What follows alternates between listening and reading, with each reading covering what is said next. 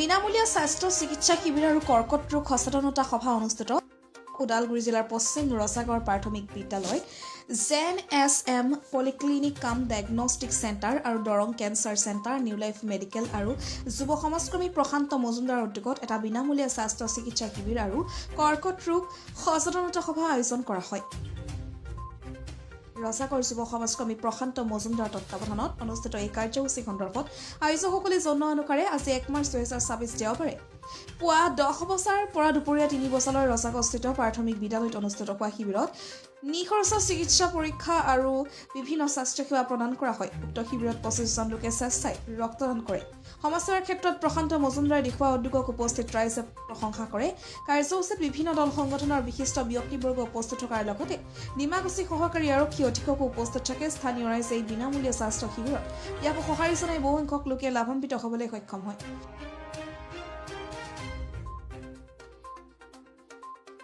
হয়, আজি অনুষ্ঠানটো আমাৰ 1 নম্বৰ আছিলে বিনামূলীয়া স্বাস্থ্য শিবিৰ আৰু লগতে আছিলে ৰক্তদান শিবিৰৰ আয়োজনো আছিলে আৰু তাৰ লগতে আছিলে আমাৰ কৰ্কট ৰোগৰ ওপৰত এখন সজাগতা সভা আমি ৰাখিছিলোঁ।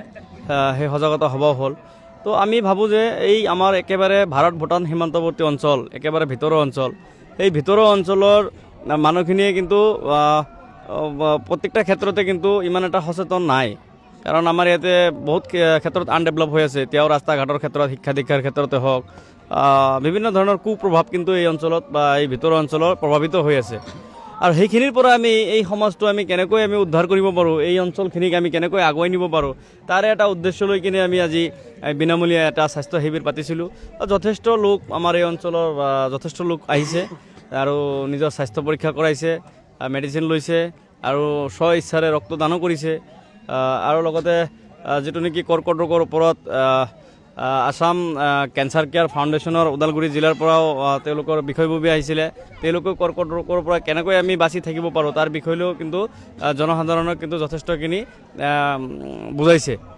তো ভাবোঁ আমি সকলোৱে মিলিজুলি এখন সুস্থ সবল সমাজ, এটা সুস্বাস্থ্যকৰ সমাজ আমি গঠন কৰিব লাগিব। কাৰণ আৰু লগতে মই এইটোও মেছেজ দিব বিচাৰোঁ আমাৰ অসম চৰকাৰখনক যে স্বাস্থ্যৰ ক্ষেত্ৰত চৰকাৰে অকণমান গুৰুত্ব দিয়ক। কাৰণ আজি চাওক, আমাৰ ভিতৰৰ অঞ্চলৰ এনেকুৱা দুখীয়া মানুহ কিছুমান আছে, তাৰমানে তেওঁলোকৰ যদি কিবা এটা ডায়েলিচিছে হওক বা এটা চিটি স্কেনৰ হওক, কিন্তু তেওঁলোকে কিন্তু সময়মতে কিন্তু আমাৰ এই অঞ্চলত কিন্তু নাই।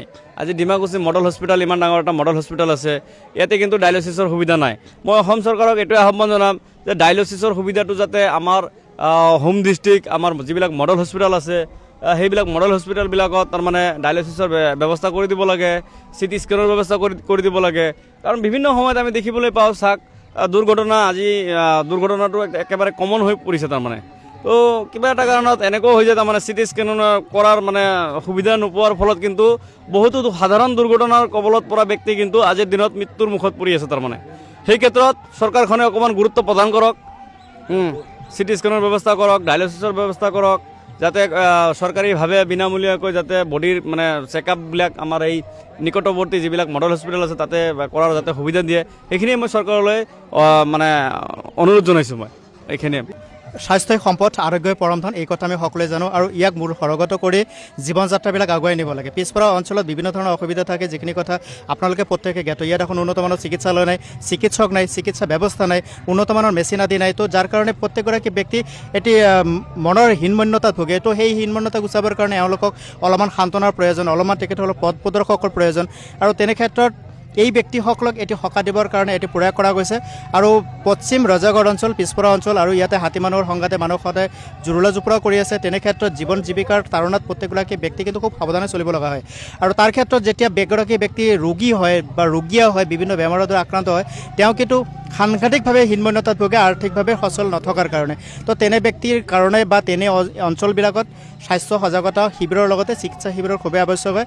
আৰু সেইকাৰণে আজি আমি আমাৰ পশ্চিম ৰজাগড় অঞ্চলৰ এগৰাকী উদীয়মান যুৱ সমাজকৰ্মী প্ৰশান্ত মজুমদাৰৰ এটা প্ৰচেষ্টা আৰু হেল্পিং এণ্ড সংস্থাৰ উদ্যোগত আৰু সহযোগিতাত আজি আমি এটা স্বাস্থ্য শিবিৰ পাতিছোঁ, ৰক্তদান শিবিৰ পাতিছোঁ।